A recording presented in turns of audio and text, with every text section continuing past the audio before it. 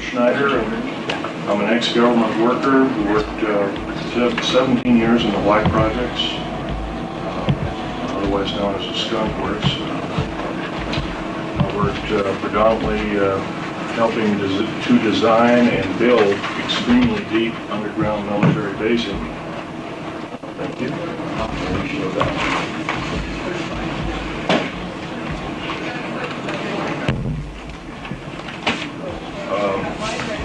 Give you a short overview of my background. I'm a structural engineer,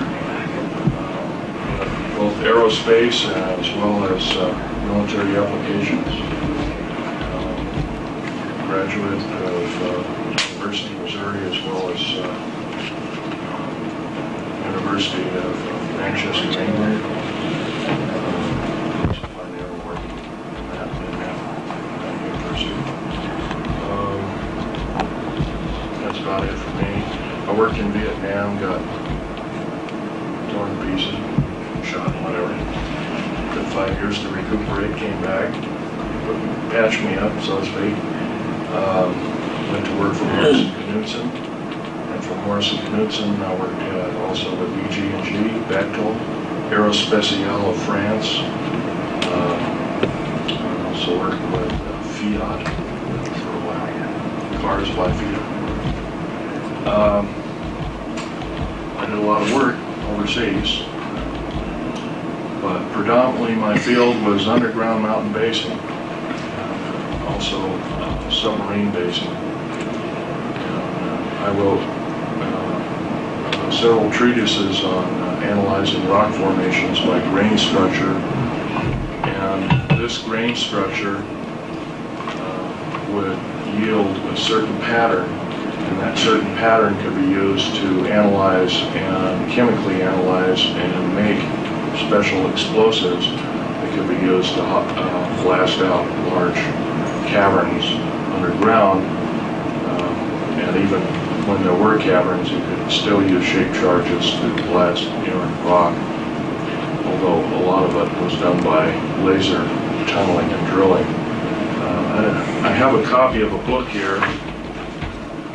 I can't sell it, it's my only copy, but this fellow can corroborate with me. His name is Richard Souder, PhD. He can corroborate with me in regards to everything I'm talking about. Who is it by? Richard Souder, PhD. Here's another man that Okay, we need couldn't to find the room. You need to give him your ticket. I will. And all that. I guess I'll let you know that kind of the background of my father. My father was a German U.F.O captain, responsible for the sinking of 141 Allied boats, and he got captured by the French, then turned over to 3rd Army, U.S., and then 3rd Army turned him over to Naval Intelligence, based out of Pensacola, Florida at the time. He later went to work also in Navy black projects. Maybe that's where I started, but it just worked out that way, I guess. Anyway, he worked for naval operations. He worked on the infamous Philadelphia experiment. He was involved heavily with that. In fact, I have some of his original notes. Get it here.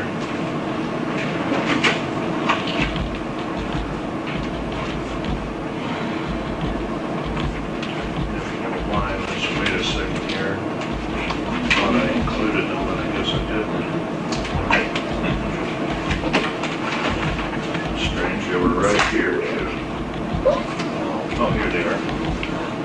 These are some of the original notes that he had to go to school to learn them at Berkeley.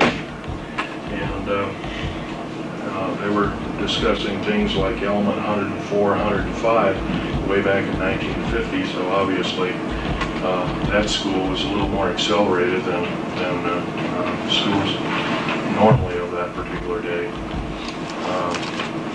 both in atomic physics and also in time variancy. Anyway, my father continued to work in the U.S. Navy up until a couple of years before he died. He died 2 years ago, 1993, May of 93. But his main contribution, other than the Philadelphia experiment, was that he was one of the principal engineers of the first nuclear submarine, the USS Nautilus. And he worked with Hyman Rickover on that project to its fullest, from start to finish. He helped design the nuclear reactor, he helped design the metals, the containment vessel. He did all the machining of the uranium pellets that were used. He designed the hull predominantly and some of the graving docks, and so he was a major contributor and such today that even his ideas in air conditioning and filtration are still used today in all nuclear submarines in the United States. So, that's so much for my father. He taught me a lot. He's a pretty silent fellow over time. He told me that I shouldn't work in black projects in the desert regions. Of course, I told him, I'm sorry, I have to work for a living.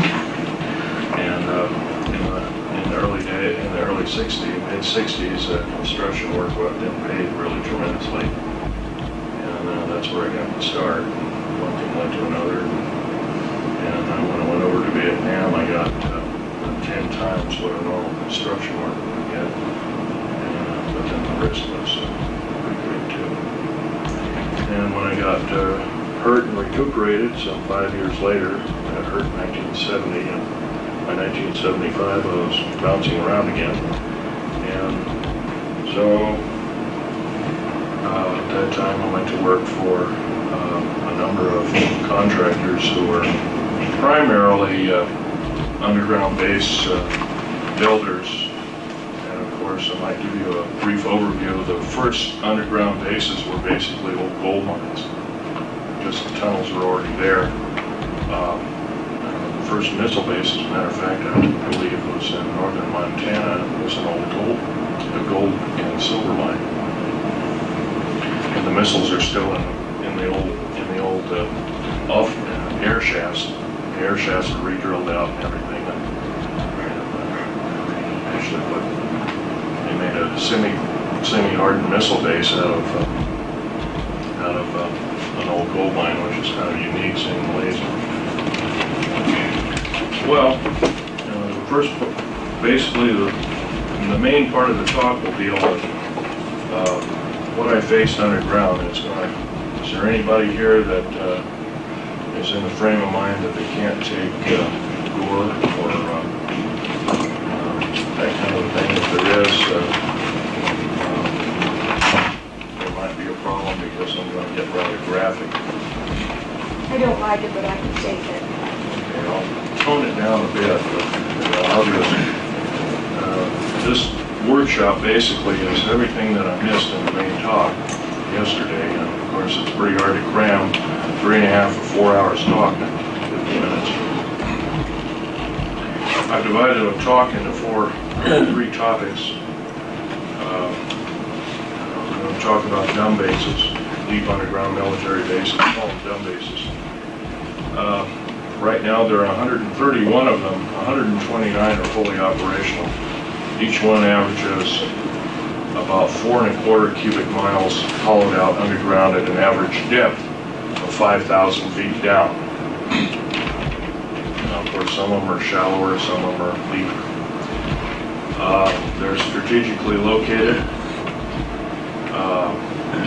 They were initially built to protect the President of the United States and the government in general, the federal government as well as the political government.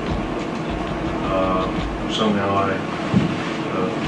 the sheer number of 129 bases with basically the size of a medium-sized U.S. city is kind of unfathoming when you're dealing with maybe only 10,000 people in government that would be saved during a nuclear holocaust or war. So obviously these bases have other ulterior means. Some of them have already been used to in-house alien beings. Our government chooses not to let this out to the public for two reasons. Their first main reason is that they don't want to panic the public. And their second main reason is that they don't want the public to know the alien agenda. My first part of my talk will be talking predominantly about the alien agenda and what it means for us on planet Earth. And it's going to get pretty graphic. The alien agenda basically is thusly. Aliens of 11 distinct races have been arriving here on Earth in mass since 1946, predominantly, and maybe earlier. Actually, probably the Bikini Island was one humongous underwater U.F.O. base, or basically flying disc base, and that was known in the early 1940. I think it was March of 1940 it was known that there was a number of this activity at that time. The Japanese, before we got into war with them, they had a number of problems with flying balls of light, as they called them, or divine second wind, as they also called them. They thought they were godlike. However, the gods don't come down and murder the populace, and so their idea of such ended rather abruptly. They became rather frightened after they declared war with us, hoping that if they lost the war, and this is strictly skeptical at this point in time because I've heard this from only 3 different sources within the U.S. Navy, that if we captured enough territory, maybe we could lick them, and that would solve their problem. But although that's pretty skeptical, can't prove that one way or not. The alien agenda basically is to take over planet Earth by another race of beings, or races of beings. The U.S. government has known about this alien agenda at least since early Hitlerian times, probably as early as 1933. The reason for that is the Third Army, under Patton and others, just afterwards had allured that there was some other agenda other than World War II that was an immediate threat to the people of this planet. In fact, General Douglas MacArthur was one time quoted in saying the very next war, and this is toward the close of World War II in 1945, he actually was quoted in saying, the next war we have will be not from people of Earth, but it will be from people, the World War, talking about, or worse, will be from races from the stars. And of course, this spawned a lot of speculative science fiction writing and that kind of thing like that. He was always, the men on him was kind of looked at as a doddering old fool. He was a very visionary man, saying the least. If anything, he knew about the alien agenda in World War I times. Let me go further back in history. The first UFOs seen and occupants seen in caves and in and around Truth and Consequences, New Mexico, were spotted by U.S. Army cavalry in 1909. So this is a little earlier than most people have thought. Supposedly U.S. cavalry had come across they were chasing some bandits, and they chased them in this area, and there was these caves, and they were rather highly infested with aliens and what they called a silver wing. They didn't know what like. All that was around were very primitive aircraft, and of course there was balloons, and that was about it.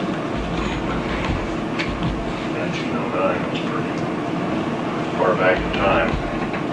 Anyway, the alien agenda means, as far as anything goes, as far as the government is concerned, it is the worst scenario they could ever face. Because it involves not only having to tell the public major lies and innuendo all the time, but keeping the public out of their face. Slowly it's breaking down, and I'm helping do that because I remember my forefather of this country, George Washington, one time saying, "An uninformed populace is a populace devoted to slavery." And so one must consider that if we become uninformed and we ourselves have to take up battle against this kind of a scourge, if we're uninformed, then we're defeated already. So I'm not here to panic anybody or start a panic, but I feel that by lying to the American public, this is not the American way. And we need to do something about that. As a matter of fact, as I'm talking, we need to also be talking and doing our homework regarding that. And there's a lot of people who say, well, I don't have the time. You can take 20 minutes a day, can't you? And we can go from there. You'd be surprised what word of mouth is after you found out one little truth, another, and pretty soon it becomes a snowball. But back to the alien agenda. Throughout the almost half of the deep underground military bases in the United States, the 62 of them, of the 131, actually the 129, they're fully operational, the other two are under construction. 62 of these bases are housing both the tall gray as well as the short gray alien and all of their craft, and of course our government, especially the U.S. Air Force and the U.S. Navy predominantly, are trying to break this their technology down into usable technology for our own self. Case in point is this particular scenario. The F-117A and the B-2 bomber, maybe the Aurora, although that's not an accurate rendition of what it looks like.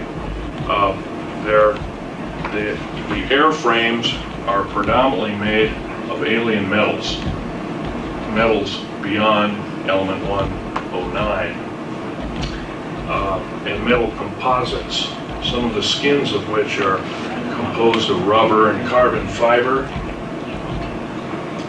and the airframes are composed of complex carbon fibers mixed with elements such as mironite, which is element 123, which is extremely stable.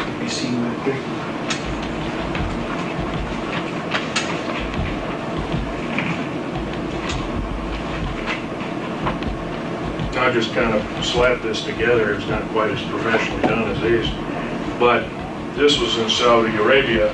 But at that time they had 58 of these. This was half the fleet. And I'll give you a few statistics that these aircraft do. First of all, it's got a radar absorbing material. That's the coal black coating.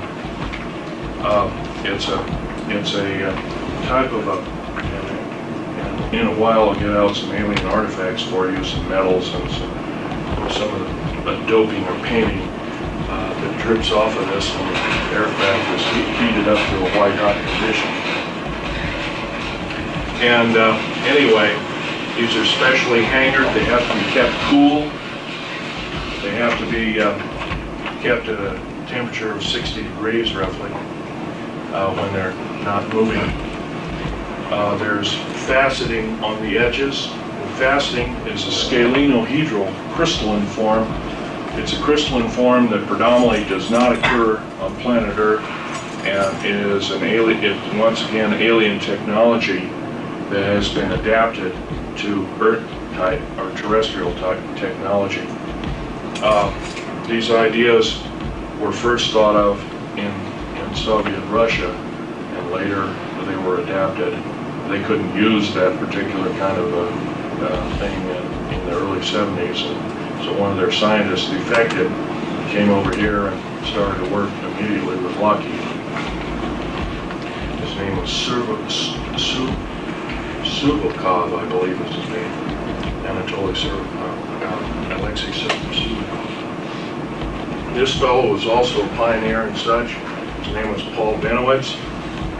He was going to go public with the U.F.O. and the alien agenda thing. He was a CIA pilot. He was also with the U.S. Air Force. Of course, they couldn't let that happen, and so they stuffed him in the trunk of a car one night, took him off to a mental institution, and made him into a mental vegetable. He can't even write his own name today. If it wasn't for a brother who spent $1 million and a sister looking for him, he'd probably still been rotting away in some institution somewhere.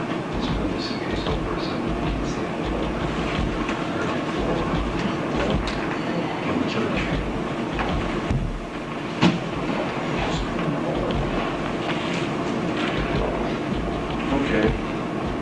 What we've got here, like I mentioned, is basic alien technology. It was adapted for us. Paul Benowitz, once again, he developed the shape of this aircraft, as well as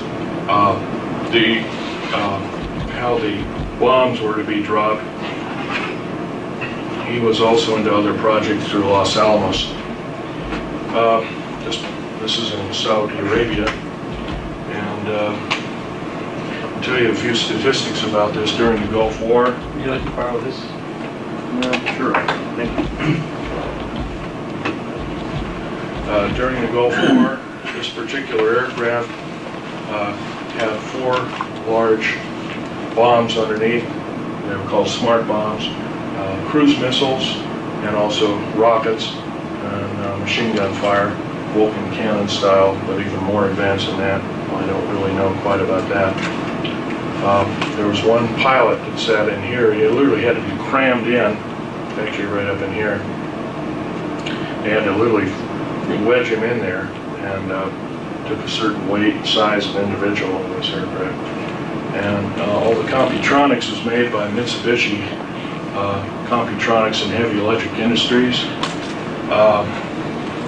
The jets were both turbine as well as nuclear powered for extremely high flight.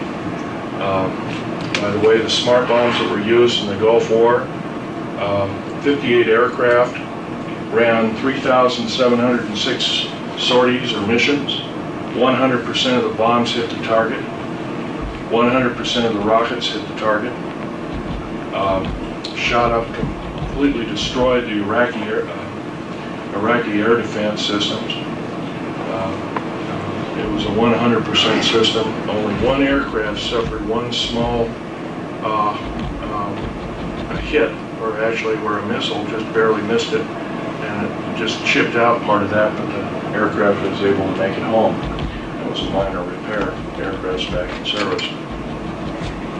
But anyway, now there's some 179 of these built. They're building about one every other month, thereabout. They're a $208 million aircraft, while this one here is about a $188 million aircraft, and it's fraught with problems. Although recently, the F-117A, Black Jet as they're known as, originally housed at Nellis Air Force Base, Tonopah Test Range, S4, Groom Lake, you name it. These aircraft employed a 3-dimensional radar. Everybody else's radar was 2-dimensional.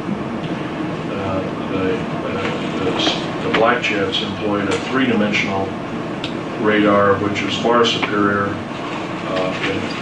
And Computronics too also had a Cray system to analyze bombing targets, and it was also the first aircraft where the pilot wore a helmet.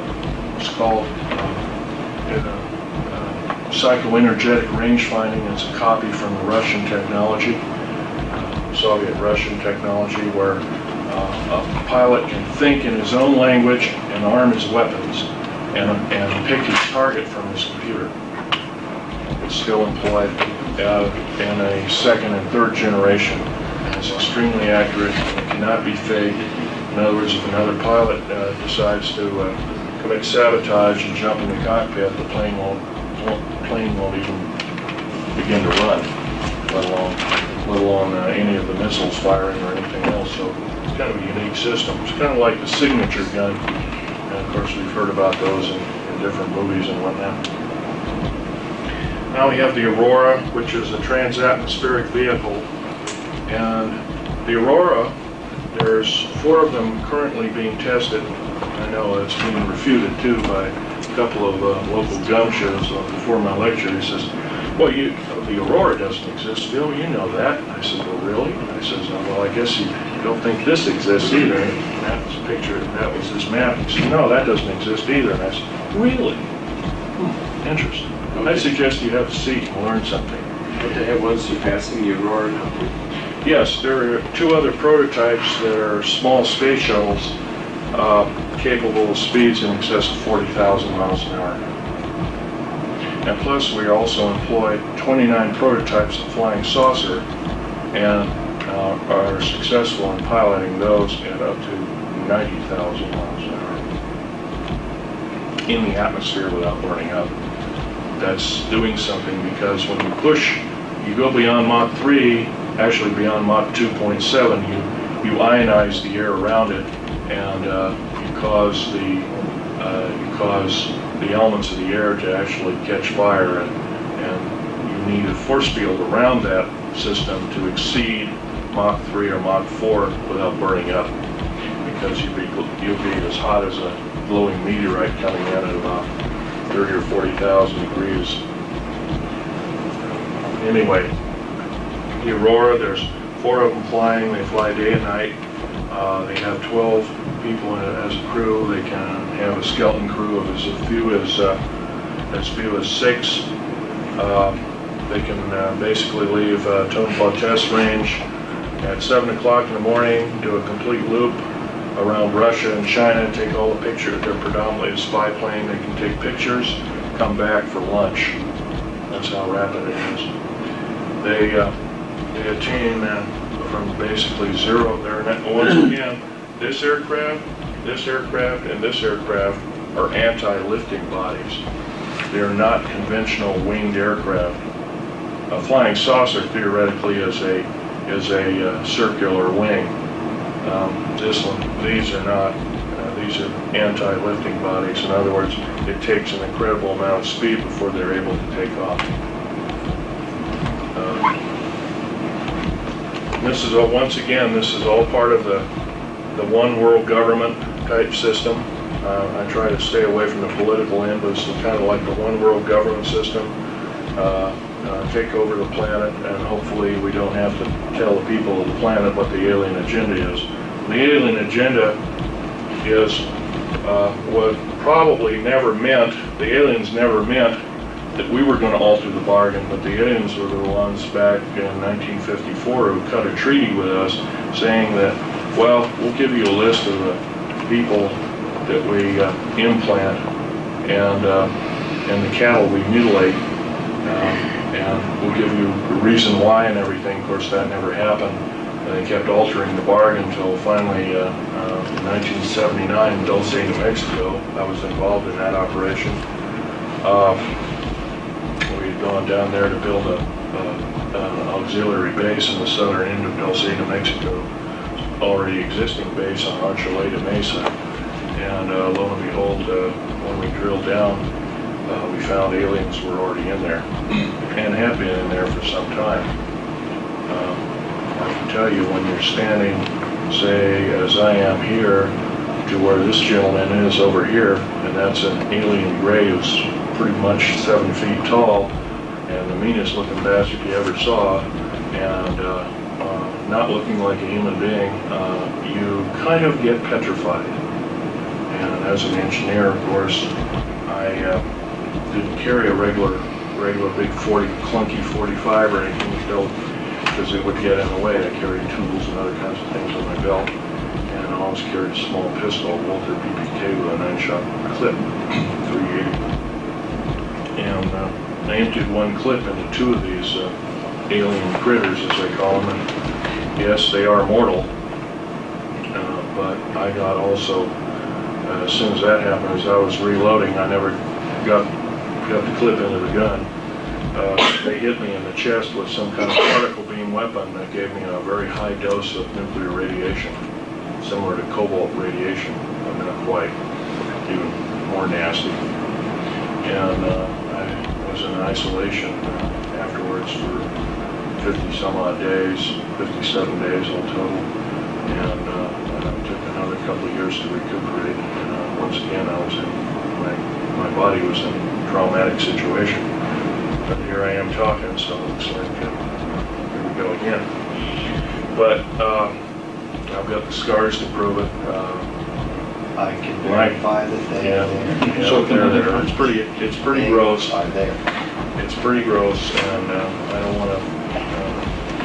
There are ladies. There's a ladies present here, so let's not raise the shirt here. But they're there, and basically, in talking about alien agenda, we have to also be talking about what occurred over here. This is the Bikini Atoll test. Now here we have an actual extremely large, in quote, mothership right at the point of neutron flash cloud. That's like 2 or 3 10,000ths of a second after the initial blast. And of course, the date of this was 12 July 1946. As we all remember, if we have read our history on UFOs and how they started, it wasn't really known. As a matter of fact, after Roswell, we remember that there was a Senate hearing and a House of Representatives hearing, a closed-door session hearing, but a little bit leaked out in the public, and it stated that the government knew nothing about UFOs prior to that time. And these pictures, these different pictures with UFOs actually in the pictures, actually with the original language, show that, I'm sorry about that, flash, actually show that the government lied to the Congress of the United States. They knew full well what was going on at least a year prior. Of course, I believe the Roswell incident was 2nd of July of 1947. This occurred, of course, 2nd of July. I think the earliest A-bomb blast, 12th July, 12 July 1946, almost a full year before they were supposed to know anything. And here we have these streaks, and these are the classic discs that have all been pictured like this. Kind of look like the Top Hat series, as I call it. And of course, they're kind of a coal black kind of thing. Of course, some of them have a radiant, atomic propulsion system underneath it. Those streaks have all been confirmed as being just that. They're a Type 3A flying disc. And we have these small white dots. White dots. By the way, these guys here are receding from the ocean, taking the trajectory. They're getting out of there in the worst way. They'll probably not make it because of the radiation factor, but they're exceeding at speeds in excess of 13,000 miles an hour, and the white dots are exceeding 30,000 miles an hour as they're leaving, and they have actually changed the color. They've almost gone out of scope, and you're seeing a photograph, very rapid photograph of a blurred image.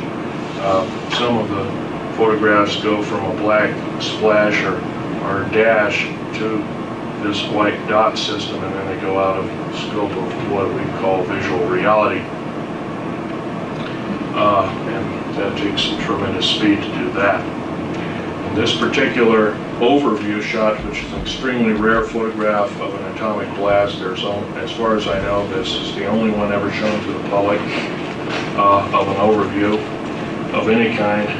There are small dots and dashes, basically, as I'd say, and these are old garbage scows and ships and whatnot that they put in harm's way to see what the reaction would be of an atomic blast. And I'm sure the atomic testing was conducted predominantly in case we had to be prepared in using atomic warfare to fight alien influence, and they needed a cover story, so this was the Russians and the Cold War and everything was just a perfect cover story. Although it later became more than a cover story, as we all know. These particular photographs also show small dots and dashes, as I would say, and all of them have been confirmed. Now this black system here in the atomic cloud is actually time being ripped up, of course the atmosphere and the clouds and everything, and then time being warped by the initial blast itself, and that's by neutrinos going through and ionizing space, ionizing the atmosphere and whatnot, but exceeding the speed of light, so you produce an antimatter background and you get total blackness. And of course here we have another UFO similar to what it is here. But once again, we haven't been told the truth on any of this. We've been right here, also in this picture, in the bombing of Hiroshima and Nagasaki. This is of Nagasaki. Down at the bottom, we see the characteristic human face, which is typical of all A-bomb explosions over populated areas. You will always find a human face at the bottom of the mushroom cloud. Now, nobody really knows if this is just by coincidence or the makeup of the cloud or whatever. But these little dots and dashes, these white dots and dashes, are receding at better than 30,000 miles per hour, and they're UFOs leaving the scene. Japan was infested with them. Their Navy had counted better part of 2 million of them toward the closing end of World War II. Once again, this is all part of an alien attack of planet Earth. It's been going on steadily since World War II era. It's still going on, only now is subverted into large groups of human beings being actually abducted and implanted, and that's according to the Roper report, which is part of the Remington Rand Corporation, who did the reporting, the Bigelow Holding Company. Now they're in a third generation report, and of that third generation report that was sent out to all the clinical psychologists in the United States, 110,000 of them, stated that basically women are being raped by aliens. And I know as fantastic as that sounds, it's backed up by John Mack, Harold Wire,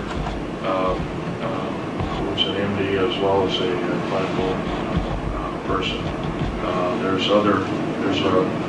John Mack is the most famous, but there's some 90 concerned psychiatric scientists who are trying to form an organization to prevent secrecy on the subject, because they have mentioned this is nothing but government-sponsored rape. And 99.3% are women, 0.7 or 0.7% are men that are abducted, implanted. So it's predominantly a female type monitoring system. So once again, the alien agenda is to disturb the natural progress of the human race, and two alien agenda means. And of course, there's another thing to mention: any outer space alien, regardless of who they are, how benevolent or how evil they are, they're a biological hazard, because we have no defense against their germs. Absolutely none. In fact, they can kill us just by being around. I developed something like jungle rot. I still got it on my feet and on my back, and because of the Dulce, New Mexico thing, I get free hospitalization for the rest of my life. In fact, I'm a good guinea pig, I guess. But theoretically, that's from being around inside that cave at that particular time. That's the first time I've told any of you people that, but that's basically what it's all about.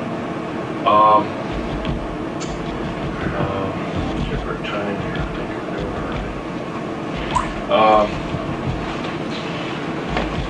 we've talked about the dumb bases and the black projects predominantly, and the alien agenda. I would like to stick to another subject. It's called Strategic Defense Initiative. Of course, this could very easily be, as mentioned by my late friend Ronald E. Rummel, who was murdered, incidentally, by the 3 people who conspired to kill him. One person did the killing. One was a NSA officer, and one was an alcohol, tobacco, and firearms officer. Both are in custody as we speak. The third gentleman is fighting extradition. He's in Czechoslovakia. Most likely able to successfully fight extradition because they don't follow the U.S. law very well. Anyway, the Strategic Defense Initiative is probably, instead of preventing incoming missiles, although they're now most nations and favored and otherwise have nuclear missile technology, is probably some form of outer space defense against outer space attack, and it's pretty primitive indeed, but it's better than nothing. And the second part of my talk will be aliens and the alien agenda. I've already touched on that. Old alien bases. And like I said, Bikini Island, according to what was studied after the A-bomb blast, some of the caves that were infested with out-of-place artifacts dealing with UFOs and other kinds of paraphernalia had rock forming around them, so they had been basically an alien junkyard in shallow seas for probably the better part of 10,000 years. So they'd been around. That you might call an old alien base. Dulce, New Mexico is another old alien base, or kind of a botryoidal or clear agate had formed over some of the parts laying on the floor of the existing base, and it takes an extremely long period of time, for geologically speaking, for this to form.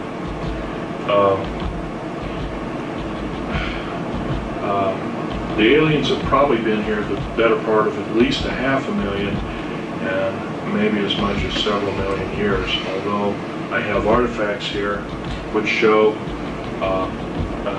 artifacts that like a small turbine-looking device sitting in 220 million year old fossil coral, and I also have alien metals which are present in other kinds of rock formations, including a piece of petrified wood where an insect had basically burrowed a hole around one of its limbs, and then something had literally, like a laser, had literally sliced through it, but the cambium or the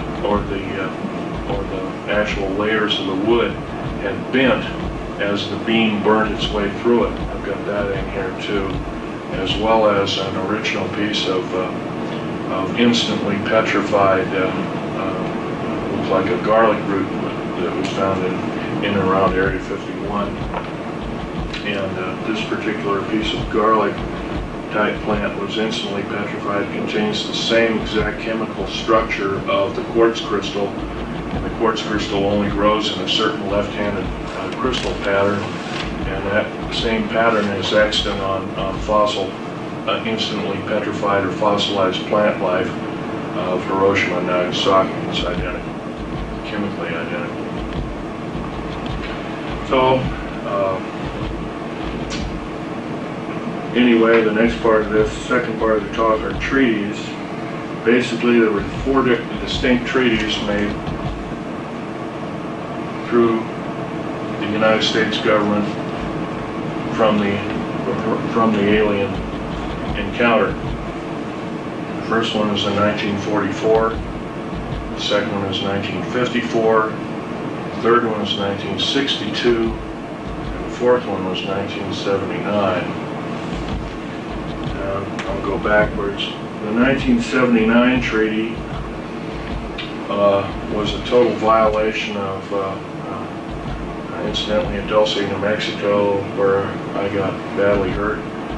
66 Secret Service and Delta Force people lost their lives, 22 of which were on loan from other countries, Israel, Germany, Norway, and South Africa, if I remember. I was the only geological engineer down there to analyze the situation.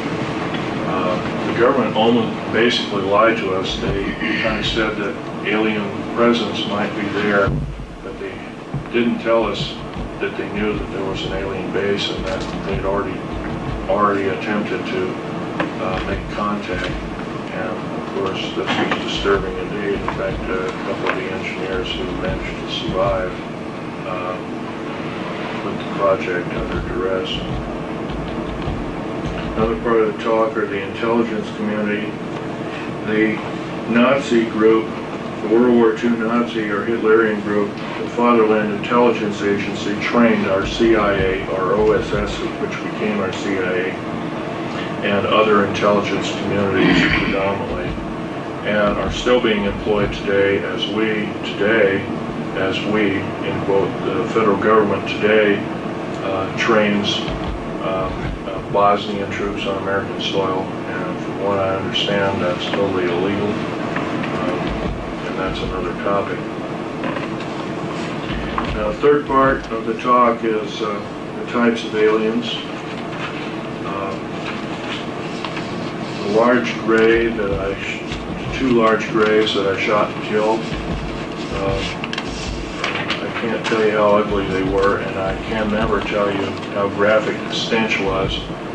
But in the cave there were large cauldrons or tanks. They kind of looked like a big oval cattle feeding tank, but they weren't. They were special, looked like a stainless steel or metallic tank. And they were filled with alien and human body parts, and generally glands and what looked like some kind of blood. Now, I've always been taught that blood after a few minutes starts to congeal, but this was one of these vessels in the melee had tipped over and all this bloody liquid had spilled out and was a mess, and it was definitely not coagulated.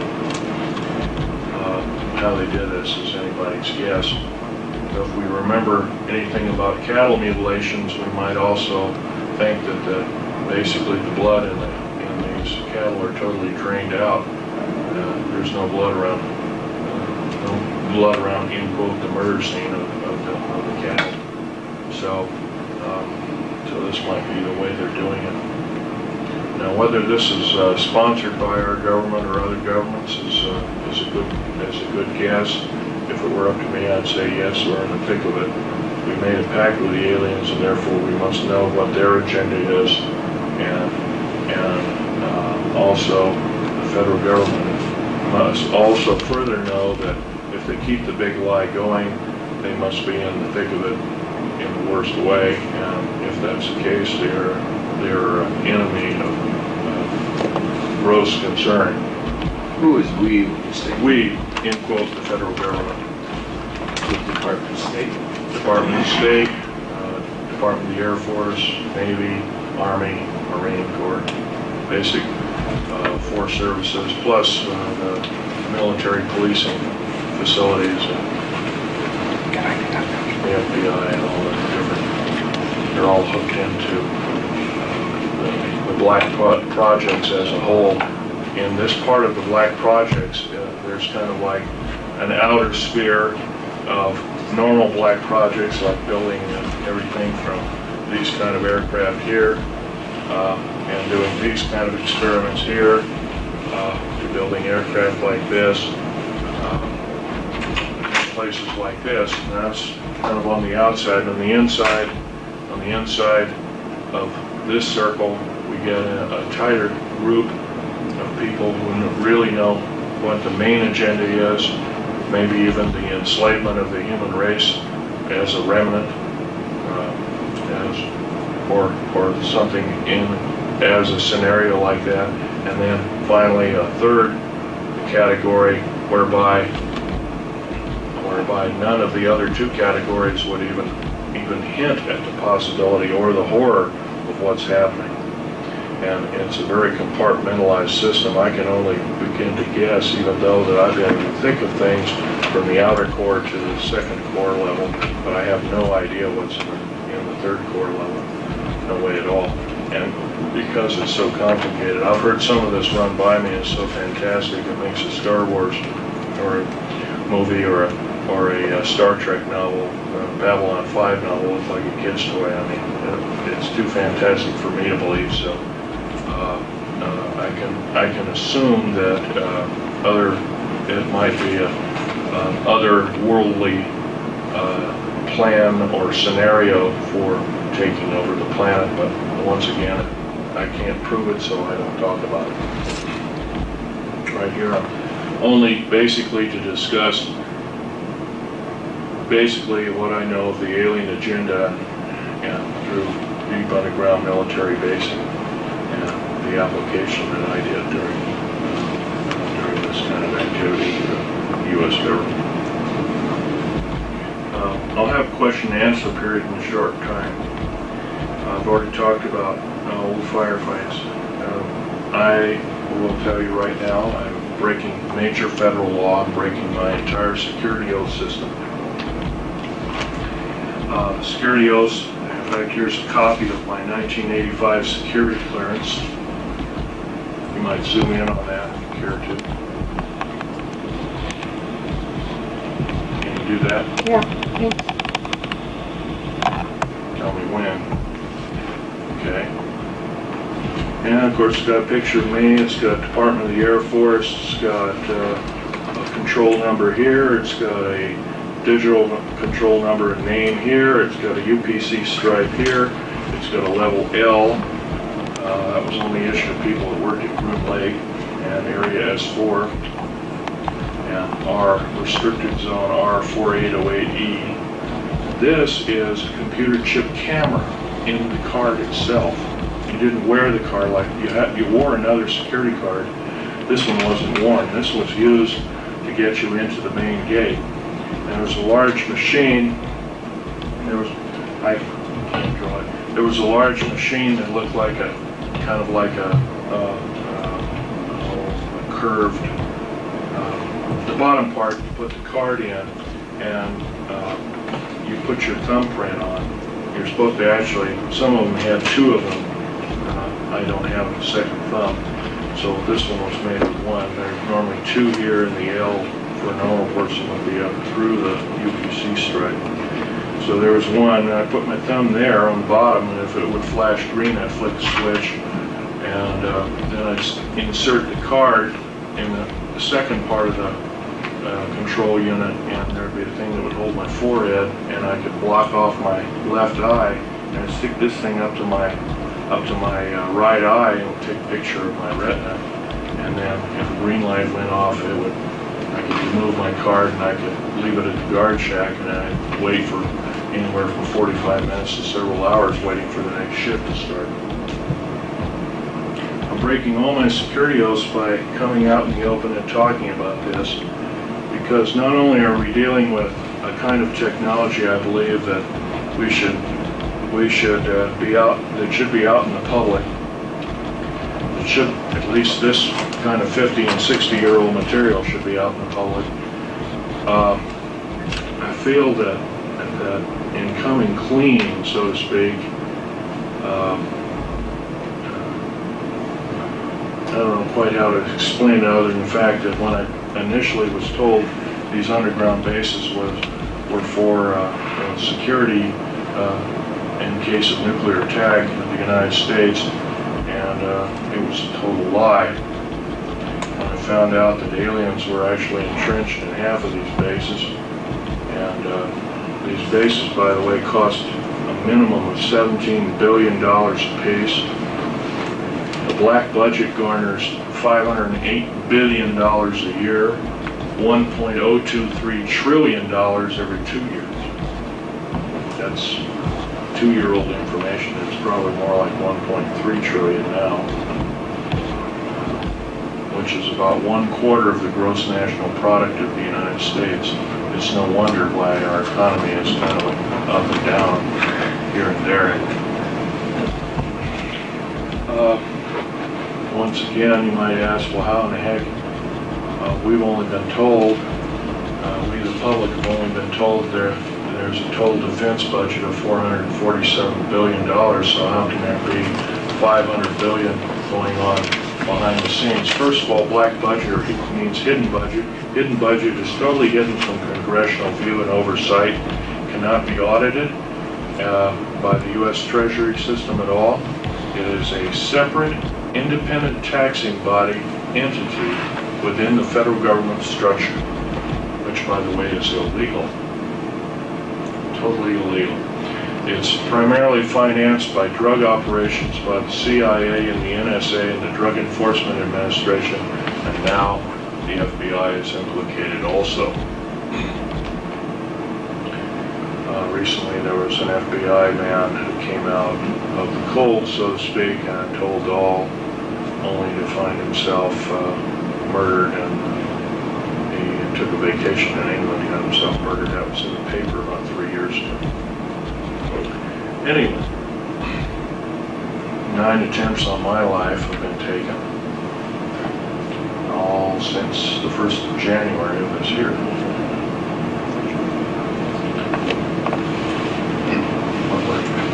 Well, I've been shot at, been run off the road.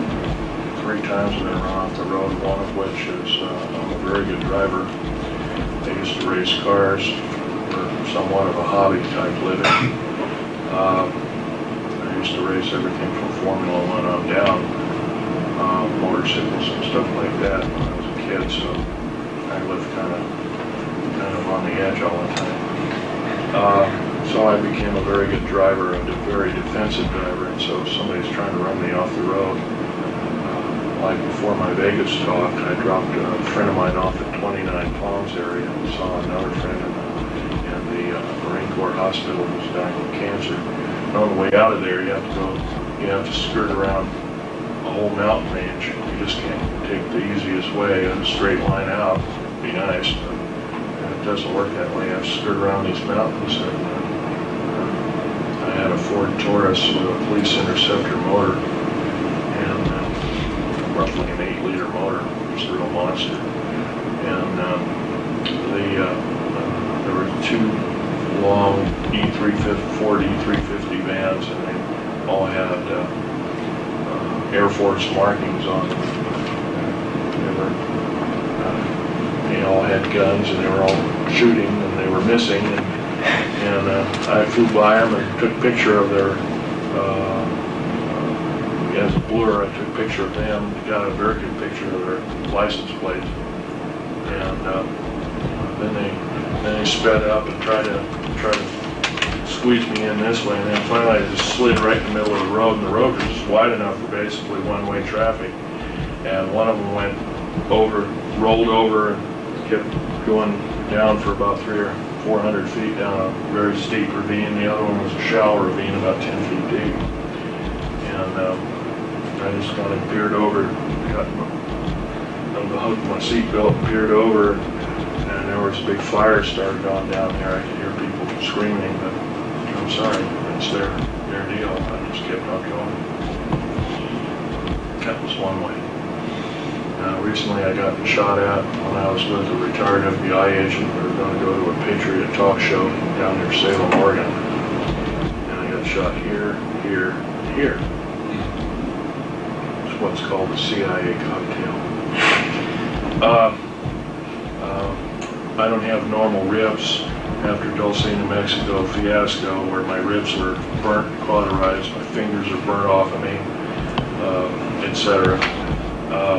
I have a plastic plate in here, a nylon plate that has bumps on it, looks like ribs and everything. So those bullets just kind of just lodged in this thick, 5/8" thick plastic, movable plastic thing on the inside, and that was dug out.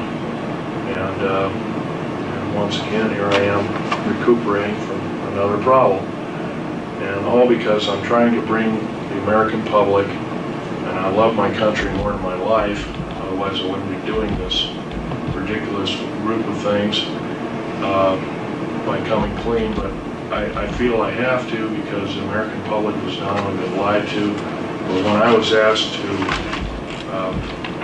by the intelligence community within the Air Force to continue my operations in black budget work, stealthy work, what would I think if they said that I would be betraying the American public? I told them to go fly it, go stuff it, or whatever. I says I won't be a party to that, and I walked out of the room. And somebody tried to tell me to come back, and I says, "Out of my face, fella, you're on the ground." He would get out of my face and went on the ground, and I walked away. And from then on, I made a decision, and I'll stick by it. And that's why I'm here talking. I also want to get a little political sided here, although I don't like to. Right now we have an out-of-touch, runaway federal government structure that really doesn't care about the way you and I feel. They manipulate evidences of crimes, as in several instances, both in Waco and other. The Waco hearings should have been a wake-up call to most who were watching, even if they'd only watched a piece of it. It's once again proves the federal government structure is just running away with everybody's freedom, and they run roughshod over. They've actually become kings and queens over us, and our forefathers told us exactly what would happen if we took a certain stand, if we made laws to legislate God out of our system. We would have a similar problem. If we made laws or had too many people making laws within our government structure, we would have a similar problem that we're facing today. We're facing a form of tyranny and totalitarianism. Incidentally, you might want to throw a few statistics by you, and it's quite provable in a number of talks given recently, both by the United Nations and others. The United Nations is entrenched in our country. They're training our troops up. Our troops are being trained by the United Nations in the United States, and I think that's kind of an oddball system. Russian troops are being trained on basically Montana and North Dakota and the northern tier states, Washington, upstate Washington, etc. There's a stockpiling of Russian tanks and hardware by the U.S. Army. For what purpose? Also, we have purchased at the cost of some $38 billion all the Russian nerve gas. Nerve gas is, their nerve gas is extremely long shelf life. We're destroying our own nerve gas, which has a relatively short shelf life of 15 years. The Russian variety is extremely deadly, and also, I'll tell you something else about that. The Russian nerve gas is composed primarily of glandular secretions, and they even mentioned that as they were downing flying saucers within their own country, they found a way of making chemical weapons from some of the alien cadavers and that kind of thing like that. So from some of the glandular excretions. So once again, biological weapons against the people of the United States. There have been other talks given by other people alluring to this, including Ted Gunderson, who's an ex-FBI agent, who's got tired of the federal government tromping on him, and another ex-astronaut by the name of James Groden, not the Groden of Alternative 3 book fame, but this is another Groden. A number of key government people have started coming out slowly, but unfortunately it's at a snail's pace. I'm the only one that ever worked and had a level 3 security clearance that came out from the cold, so to speak, and completely laid everything open to the American public, or any public. Something like this was tried in Britain and in France, but for person got jailed. Incidentally, I can't be charged with espionage theoretically because according to our, including one person who said, oh, this place doesn't exist. Well, it's on an aerial map, kind of different. If it doesn't exist, then I'm just full of you-know-what, hype and hooey, so to speak, and I'm just crazy or something like that, and so be it. And if it doesn't exist, it doesn't exist. And how can I be charged with a crime on something that doesn't exist? Another thing is that to be guilty of espionage, you have to sell for dollars or cents or some form of monetary gain the information that you impart. I'm not doing that in any way, shape, or form. The talk, the lecture, isn't counted. It's actual exchange of money by another individual for the information, for the proscribed information. Well, I'm going to be getting out a few alien artifacts here and let you take a look, and you're welcome to kind of stretch your legs a little bit and take a peek.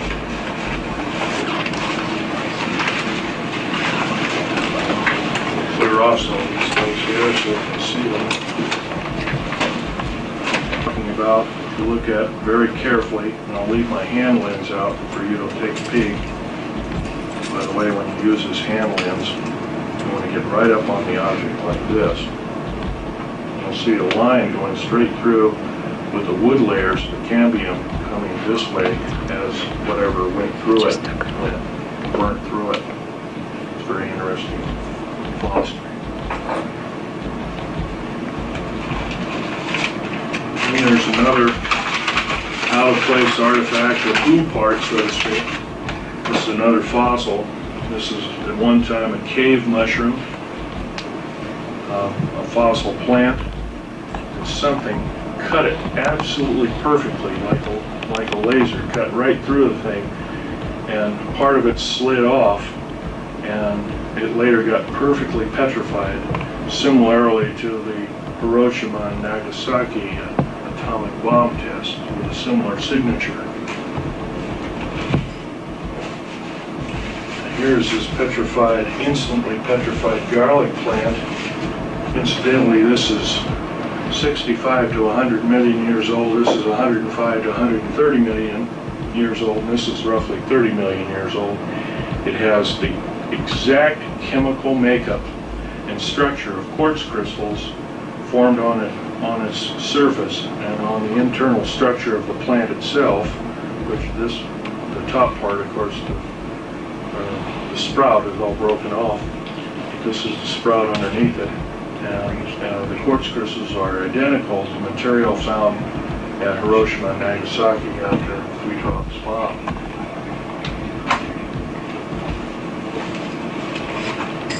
Here's a bottle of the RAM coating of the black jets. Of course, when they come in after their mission, they're glowing red hot, and they drip this particular material off on this end quote tarmac. This isn't tar, it's a special cement, and it just drips. And maybe some of these aircraft, you might see drip spots like here and here and there and different places. So this is the material, it's like lava that drops off of it. It also contains certain alien elements, or alien reproduced elements. Here's a piece of fossil coral from Jordan, having a small particular non-fossil. It isn't a crinoid. Some of you might know what a crinoid fossil is. It's kind of like an underwater lily or plant, seawater lily, but this isn't it. This is actual machined out part similar to a rotor fan, a miniature rotor fan. There's a small engine right there. This is element 123, which is also in topaline. Topaline and element 123, they're very much heavier than uranium. They're island of stability elements. They're, by the way, these pieces of metal I've purchased with my own money when I worked for the government. As they were test samples, they never bothered to pick them back up, nor did they pay me back for them, so they're my property. But it's a golden orange metal. The pure metal is pure golden orange, and like lead, you can just carve it. It's a very peculiar metal indeed. Totally stable, cannot be isotoped. Element 123 with an atomic weight of about 320, and here it is. It's almost twice the weight of uranium. Where did that come from, Phil?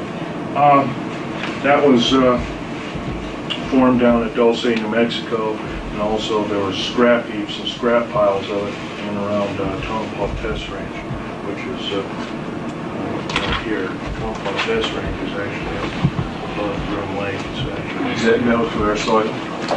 Is it metal from our soil? no, this is an alien. This is two alien elements. And here, if I might show you, Minus the brick lamp, minus the brick lamps, and then it's about 180. I thought I had some. Yeah, here we It was a go. few years ago. This periodic chart was developed by a number of scientists anonymously, don't want their name revealed. Of course, all we're familiar with is element 103, and that's been around for a long time. And a couple of these are made in Russia. These that don't have any name, they're very short-lived indeed. Element 109 to 110 also, but after, from 111 to 140, these are all elements that were garnered off of alien attack vehicles or alien spaceships or flying saucers when they were taken apart. Now, topaline is here, element 117, and element 123 is myrnite. It's a combination of both those, an extremely hard substance capable of withstanding temperatures in excess of 9,500 degrees Fahrenheit to as much as 14,000 degrees Fahrenheit.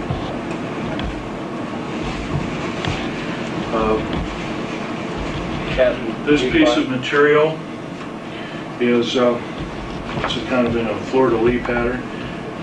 This kind of material is lighter than lithium. Of course, lithium is number 3. Might want to point out it's number 3 on the scale.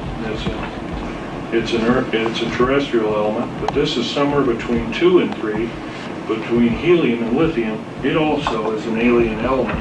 It's what they call a mixture, an admixture element. It's extremely light, and it's used in the airframes of all black jets and F-117A, B-2, and B-1, B-2, and B-30, or the Aurora series. And it comes in a scalenohedrocrystalline form, which is alien. It's kind of a dead giveaway. Here's a tabular scalenohedrocrystalline form, 4 times the hardness of a diamond, 4 times the tensile strength, capable of withstanding temperatures in excess of 45,000 degrees Fahrenheit before chemical breakdown. It is used in the window the small slit windows. They're in the underbellies and the blackened out windows of the actual cockpit, although most of these pilots fly blind. They don't ever see anything from the ground. So this kind of that's also an alien material, and it is element, if I remember right, it's element 113. Here's another alien element formed in the confines of outer space. You might ask, what are we space shuttling? With all our shuttle missions, of course, we're being lied to every time they talk or open their lips, open their mouth. The same crystalline structure is here as well as it is here. This material is the hardness of a diamond. It's also used in the rotor and propeller shafts of propellered aircraft or rotored aircraft. It's also used in high-speed drills and other kinds of things like that, which are used to make holes in metals that cannot be touched with a welding torch. And this, of course, is that hunk of metal. And I have a real treat here. When I was 14 years old, I was with my father, who was talking to a Sir Johnny Rawlins, Johnny H. Rawlins, who was a British naval sea lord, and he had collected some of the crash retrieval objects of the infamous Roswell crash, and these are actually little bits of the skin that have.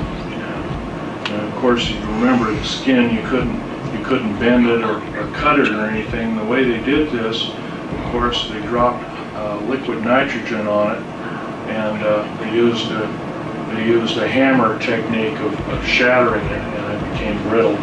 But once again, it's composed of nothing but alien elements, which are, by the way, we're not able to understand where this particular elements come from in the skin.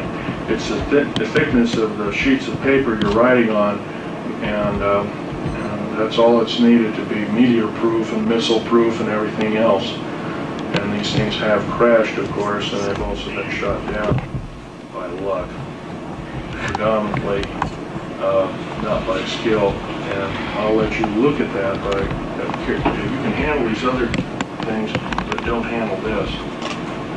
You say they've been shot down, Phil. How would they have done that with a Charge projectile? Charge particle, beam weapon, as well as a railgun. Reusable railgun. And That works, so when the shot's done, you spray it out. no, not really. A railgun is an electronic gun that shoots a projectile about 25,000 miles an hour, much faster than any rifle. I'll have a question and answer period. You can come up, take a look at these artifacts. Here's a couple of magazines. Spotlight. Anyway, here's the Alien Digest that got my friend killed. Here's some of my father's notes. Those are blanks there, but there's the famous popular science about secret airbase. By the way, if it doesn't exist, how come they printed it? Here's a Nazi saucer. That was done by Vladimir Tversky, who was a Russian space engineer of some fame. Here's the new periodic chart of the elements. You can go ahead and look through it. Incidentally, here is a unique piece of hardware too. It's an ordinary gold watch. The only thing unique about this particular gold watch is that it's a Waltham, but on the back, on the reverse, it's made in Montauk, New York. It just happened to be used by my dad in the Philadelphia experiment. And it happens to be keeping a rather accurate time. Anyway, I need a seat, and I'll let you look. Can we get one of those periodic tires? Actually, the heaviest is the Mernite, that kind of gold-looking material. Be very gentle with these. These aren't normal specimens. And one person handling one piece at a time. Can we get a periodic chart like that? Use some of those? Yes, I do. These are $4 a piece. Okay, I'll take one. And a year ago, these were secret. Above top secret. By the way, here's your. Okay. Thank you very much. Let's see what this is here for you. They want to see the skin of the ship. After we take a look, I might ask you to take your seat, and we'll have a question and answer period, and then I'll wrap it up. Okay.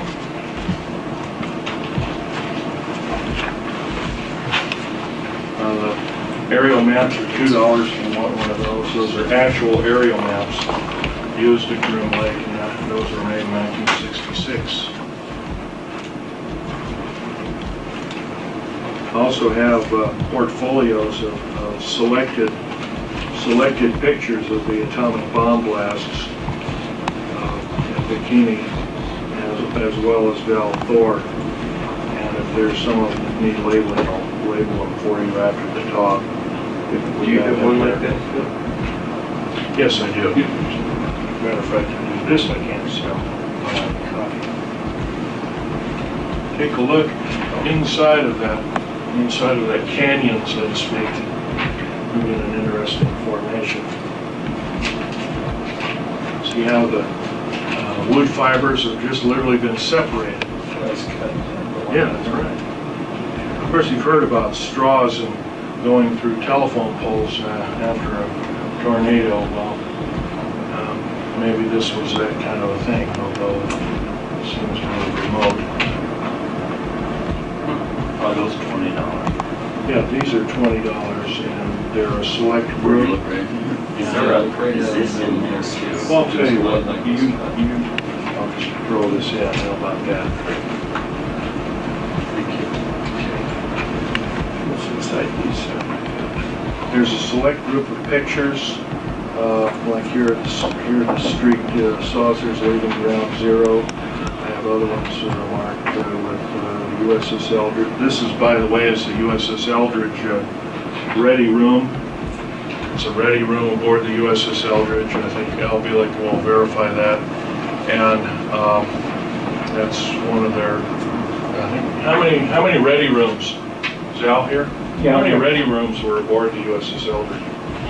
Theoretically, two. I only knew of one because that's the only one I ever went in. Okay. The lecturing varied between various lectures. It lists the people, there's different people, not all the people, although you can do your homework and probably find that out. These are going, after this talk, these placards are going to be duplicated on special paper and sent to the United States Senate, and of which these pictures will not only be totally declassified, but will be out in public domain. You're taking a picture of this. You're taking a picture of all of them. And if anything's not marked, if I haven't marked, I'll try and identify them for you. That's how good. Christine, I could give you a map of Groom Lake also. did you Sure, I'll be.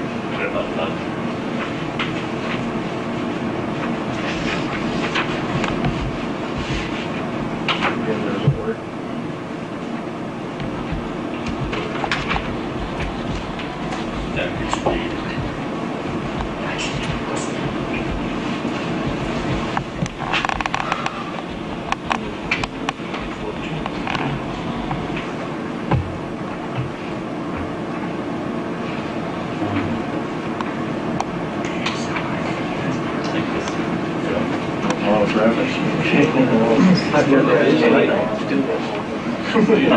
Yeah, what a difference.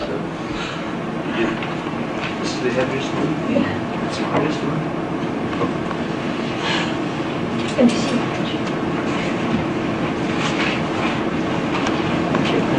What should say the $300? That's $4. not the only thing I'm just carrying from there.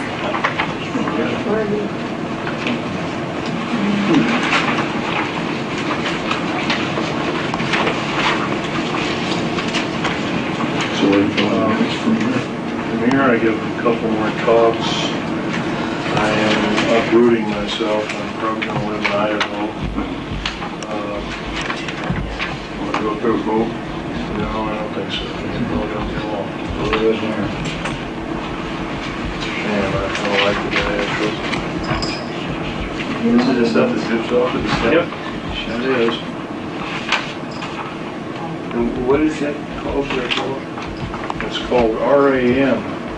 I call them the fellow who sent them to me as Aurora drops. Sent to me by the base commander, believe it or not. Because I did enough work on this thing. I helped do a lot of the engineering, aerospace application. Anyway, it's radar absorbent material. This product? Yeah. Incidentally, you can take your portfolios and copy the actual Joint Army-Navy Task Force language under those photographs, and that's the official language. I've stuck my own wordage. Do you have all that in there? You don't have all that in there? Yes, well, I don't have all of them, but there's a select group. I'm going to look through it and see the different ones that are selected.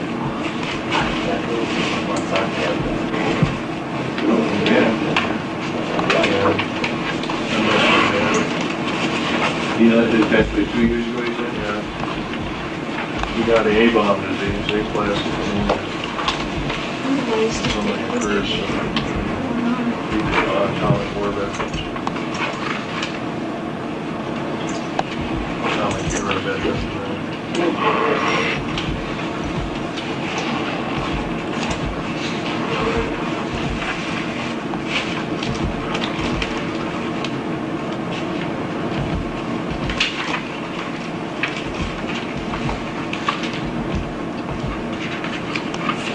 Pardon me, but I'm going to take a seat. My back and my chest still hurts. You want us to wait to ask questions? No, actually, we'll continue to look when these people write down the names of the. I'm going to start the Q&A here in about 10 minutes, 5 minutes, if you don't mind. Okay. Will you leave those out? I don't want them to video. I think you'll have to sign up for the video, and you may have to. I said I don't want to be in the video, but I want to see them. Oh, okay. Did you hear the lady? She doesn't want to be in the video, but she'd like to look at those. Go ahead. So when she's up here, will you shut your camera off? I don't. Which one is this? Right there. No, I mean, which event is this? This is right here, this one. Flying disc, leaving ground zero, Joint Army, Navy Task Force, find the photograph, whatever he's supposed to watch. This was the Bikini Island. Oh, okay. Bikini Island. This was one. Boston. What date is it? 47? Yeah. 2 July 1947. Piece of paper, and so I'm signing it. Walking away. And when I walked away, 29 other engineers walked away. We walked away in a group. We submitted our papers to the U.S. Supreme Court immediately through the Ninth Court, the Circuit Court of Appeals of San Francisco. Withdrawing from the job? Department of Justice. Have they had problems like you? Oh, yes. Quite a few people come out in the open. There's another thing I might want to mention very briefly. How about cold fusion? Supposed Nobel laureate physicist. Of course, that was very quickly quashed because if cold fusion became a reality, we could make our own electricity in our kitchen. And make car batteries for our cars that would last forever and other kinds of things like that. Cold fusion, this is the chemical formula for the metal oxide used in cold fusion, which is very similar to the metal oxides in alien elements, used in airframes of black chips. Bill, What? does the average engineer in this country not understand the thing about the bomb not being possible? I haven't talked to a single engineer. I've probably talked to 400 of them so far, and everyone knows the federal government is involved up to their eyeballs. How about school teachers, scientists, a degree? School teachers, I haven't talked to too many of them. They still believe it was a fertilizer bomb. Most school teachers don't think.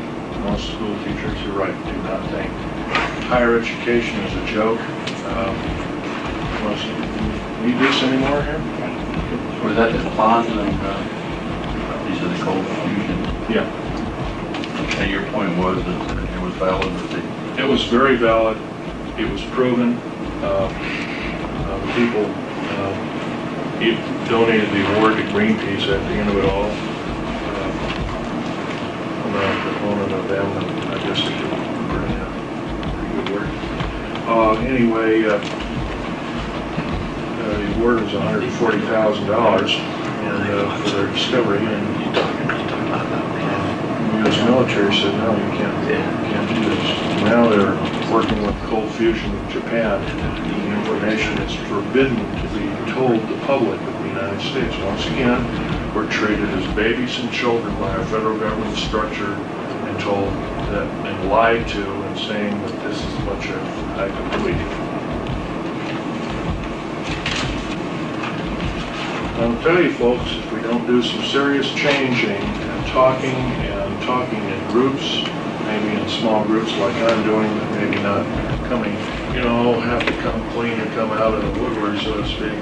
But you have to talk in groups of what you learn. And if you do this, word of mouth is a wonderful thing. And from that, we might be able to continue and have our freedoms that we so aptly take for granted in these wonderful United States. And I've been in over 70 countries. I've never found another country as beautiful as the United States. Well, Einstein, shortly after the first bombs went off, said that... Now we're going to have the question and answer period. And when it came to the nuclear, you can apply to all this other. It's got to be discussed in every village squares. That was 50 years ago. Question and answers, folks. You got them? Let's hear them. I was reading in that underground book, that I purchased a couple of days The Richard Sauter book? Yeah, and he was talking about, I've been interested in the underground railroad system ever since I heard Bill Bailey talk about it about 2 years ago. I helped build the tunnel. But in the book, they don't tell anything about the newer drills that build the tunnels. There are no drills. There's no drills. No drills. It's a nuclear boring machine. It's a nuclear boring It machine melts its way through the that rock. literally melts or deflagrates the rock and to an extremely fine powder, melts it, and sticks it on the walls. But he said in the book that he didn't know if they had ever went ahead and made that machine. Well, the machine's existing, but I can tell you even who Krupp of West Germany made the machine.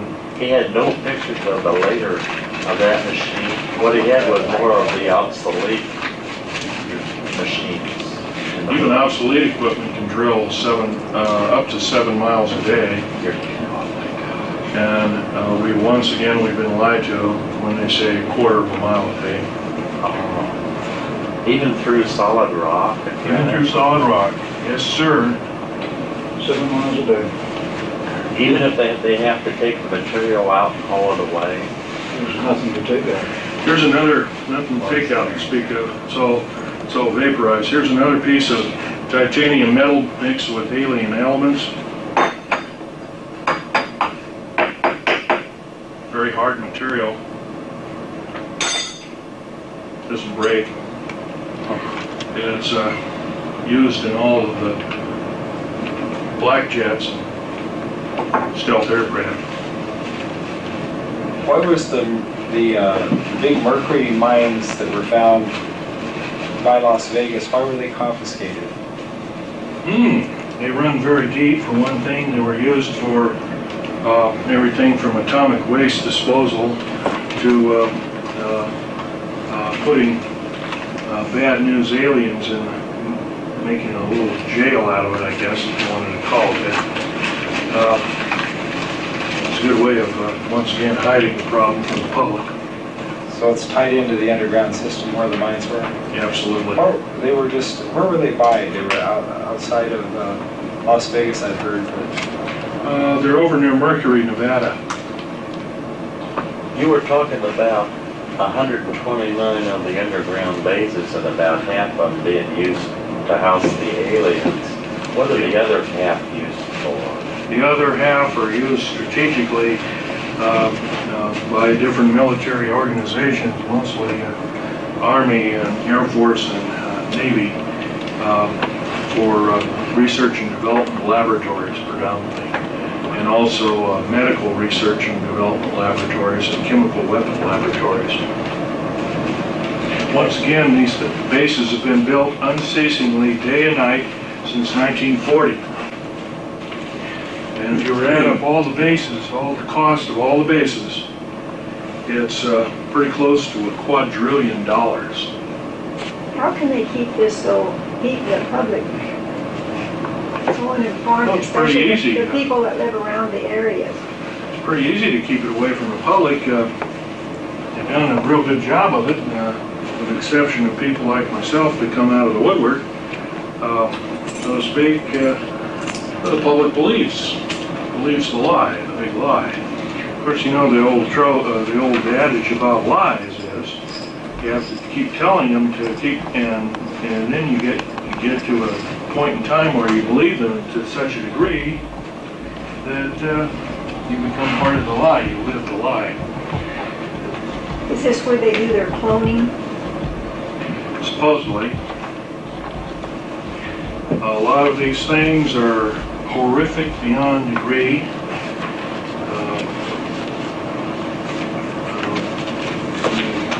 Traumatic events that I went through caused me to get professionally taken care of at Bethesda Naval Hospital, among other places.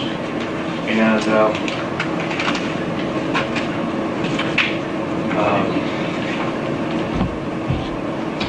that gave me something like battle stress or delayed stress syndrome. I learned to slowly work my way out of that.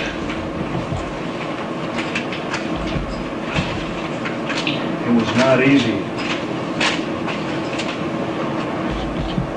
What's going on in Weld County, Colorado with them having a lot of changes and also having the most cattle mutilations in the whole world? Cattle mutilations are government-sponsored alien operations and have been since they were first started in 1967. Actually, they were probably going on much earlier. And the upshot of that was the glandular, we allow the aliens to extract glandular secretions from animals, mixing them with their own. In exchange, we'll give them plutonium products for their drive, for their spaceship drives, among making alien elements for them, and they give us the biological weapons. Isn't that a nice, horrible scenario?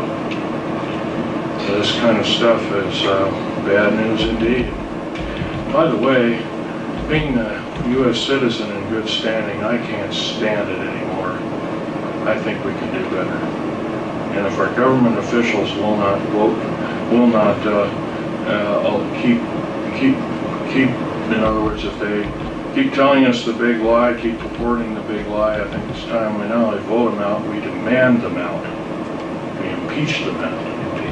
And if we can't do that, I advocate just what our founding fathers say. The federal government structure out of control is totalitarian slavery. And we must vigorously fight them out. And of course, the trouble is with revolutions, folks, they always end up killing their own people. And I don't advocate the overthrow of my government. But right now, my government is not in touch with me, or you, or anybody else. And it's kind of mood after that. What again was the number of estimated alien downed craft? Pretty close to 800,000 all total. As we speak, the Russians are shooting down 2 a day per province within motherland Russia. The Southern Hemisphere, 6 per day. The United States, 1 per day. And Europe, 1 per day. It's a full-scale invasion. Just because you don't see more of the White House. By the way, you wonder why don't they, well, Billy Meyer sees them different. But first of all, of the 11 groups of aliens there are, 4 of which are benevolent, 7 of which are very evil. Can you expound on the ones that are good or benevolent? Well, the ones purported by Billy Meyer, the Pleiadians, from the 7-star cluster, the Pleiades. That's one of the groups. There's another group from the other side of Orion, another group from about 3,500 light years out, supposedly still with us. I don't remember their name offhand, but they're a very small individual, human-looking but childlike, but very large cranium, very large heads. IQ is off the scale, and they can do no wrong. They're of the angelic type. They don't fly around with little wings or anything. By angelic, I mean that they can't do wrong. They physically can't do wrong. Inspired Spielberg and They weigh about 30 pounds. E.T. movie. Probably inspired them. How about the fourth one? Well, the fourth one is really two groups, and they're extremely tall individuals. They're predominantly ocean, deep ocean.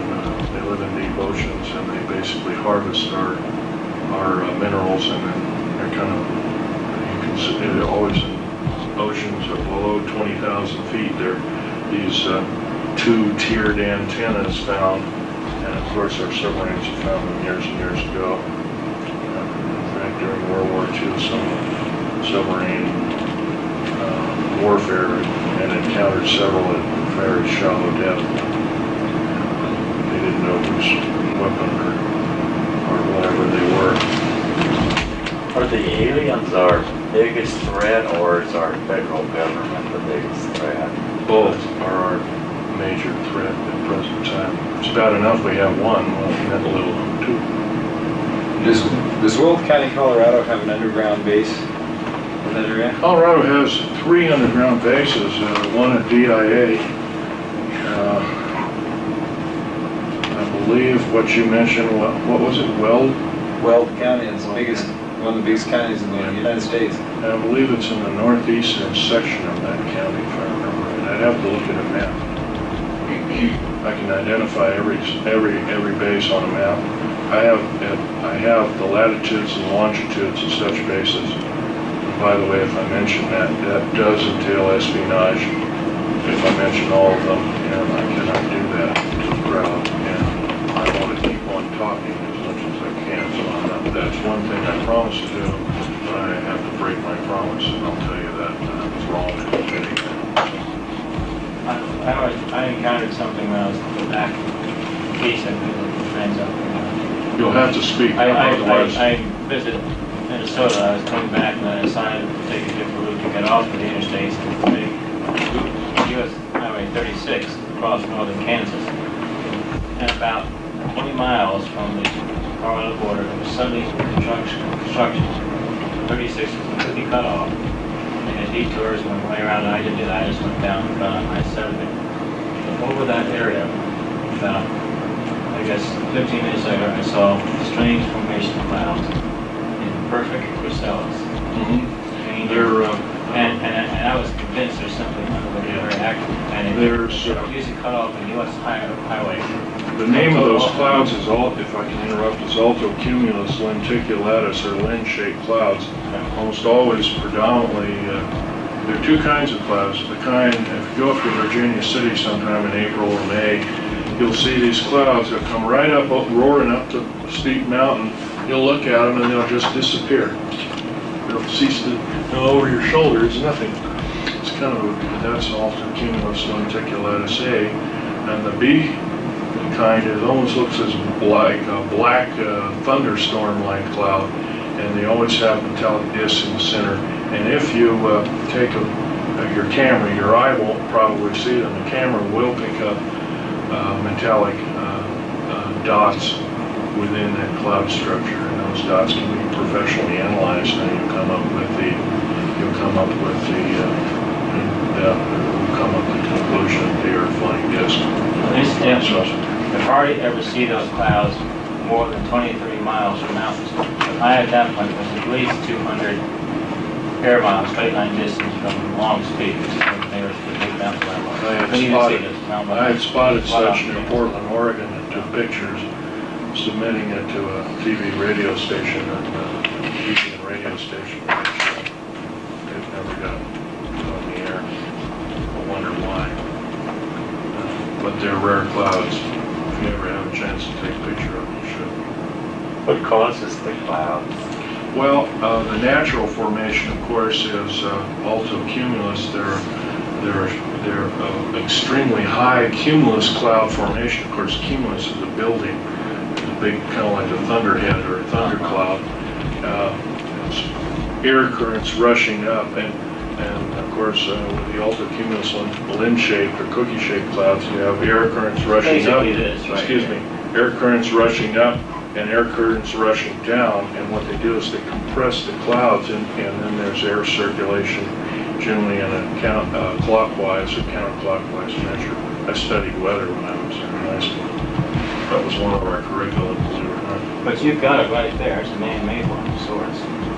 Well, yeah, I mean, Similar. the A-bomb is the A-bomb cloud is a lenticulatus. If we're downing one a day in this country, wouldn't it seem logical that there would be more people that would be aware of debris? No, I'll tell you why. As soon as one is downed, they're attacking certain northern tier state Air Force bases, predominantly. If you can get on those bases or stray onto those Air Force bases without getting arrested, good luck. But if one of those craft is down, they seal off the whole area, period. They being the federal government, police and whatnot, Air Force police or whatever, air base or army base or tank base or whatever you got in that area. They seal off the whole area. Anybody caught in there is shot on sight or immediately arrested and detained. By the way, a military base can circumvent the U.S. Constitution and Bill of Rights. An Indian reservation can do the same thing. Is this what our government was supposed to have been laid out by our founding fathers? I don't believe so. I think we can do better. I know we can do better. I also know that our present government's stature is so punitive, it's very reminiscent of early Nazi days with Adolf Hitler. In fact, New World Order was taken from his manifesto, so to speak, in 1933. He actually said, "We will form a New World Order." Where was the third one in Colorado? You said one was DIA, the second one was the northeastern part of Weld County. One is down, I believe, you know where Telluride, Colorado is? Yeah. Okay, it's due east of Telluride by about 13 or 14 miles, if I remember. And you can't miss it because if you take some of the side roads, you'll see vented air shafts coming right out of the rock. That's typical of an underground base. Or if you're traveling along by car, by jet, you'll see a truncated mountain. Remember the truncated mountain? You saw as we were curving around going to Las Vegas and the plane was banking like this. And I said, "Hey Al, look at the deep underground military base." And the cockpit door was open. It says, "Oh God," and what they did is they did this and worked around and just as you got your camera out. Right. I already had a picture of it. And that was, by the way, one of the bases at S4, because it had circled around Area 51, and that was one of the bases. So I actually saw it from the air. It's been there, for about 30,000. How deep are they? They can run, the deepest deep underground military base is 2.5 miles underground. The Dulce base is 2.5 miles underground. That's pretty close to 13,000 feet. 5,280 feet make a mile. You don't have any temperature or high temperature problems, do you? No, as a matter of fact, in certain sandstones, you actually get a lower temperature involved than ground surface. And water leaking. Water leaches out. Of course, that has to be sealed. Protective sealant, very difficult in some cases. By the way, this ring I'm wearing has a sapphire. When you blow mountains apart, there's sapphires in mountains. I had that professionally cut, where it kind of is a good luck piece. It's a blonde 6-ray star sapphire, American star sapphire. It's been working. Yes. You might add. I had it cut and polished and setting made in Las Vegas. Some of my different days. Yeah.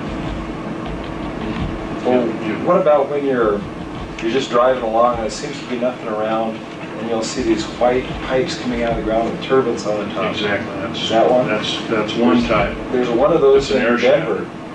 I mean, I've seen them along the highways in Denver. Mm-hmm. It's like industrial or commercial stuff over here, and then all of a sudden you see all these white tubings along the highway. Those are air shafts.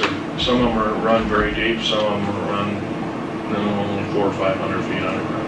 You know, you don't have to be a military tactician to see that's very vulnerable. Plug those things up and pump some bad gas down there while it happens. Well, I guess I'm not a tactician and stuff, so Yeah. that's kind of moved. Yeah, that's one way of telling. Yes, sir. Are there any of those underground bases in Nebraska or Kansas? In every state, there's at least 2. You know where they are in Nebraska? I'd have to look on a map. I couldn't tell you. Probably off it, Beg pardon? probably off it, Air Force Base. Yeah, probably off it. Maybe it is. That's also where they took some of the alien remains and saucer remains right off the bat. It's off at Air Force Base. Okay, any more questions?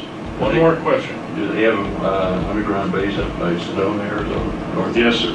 Yes, we do, and it's a very deep base indeed. In fact, they're going to make it deeper than any other base, and they want to take it 4 miles down. What's it called again? Sedona? Sedona, Arizona. Is that one that's just A north? lot of the. Beg pardon? Just northeast of there, or northwest? Yes, just northwest. Well, that's all, folks, and I think I better leave some time for Al Bailey. And I better munch a sandwich before I become an alien. Anyway, thank you. It's been a real pleasure. And I hope you've had some hand-on experience. By the way, there's some little metallic fragments you might be able to pick up. I don't know, they might be alien.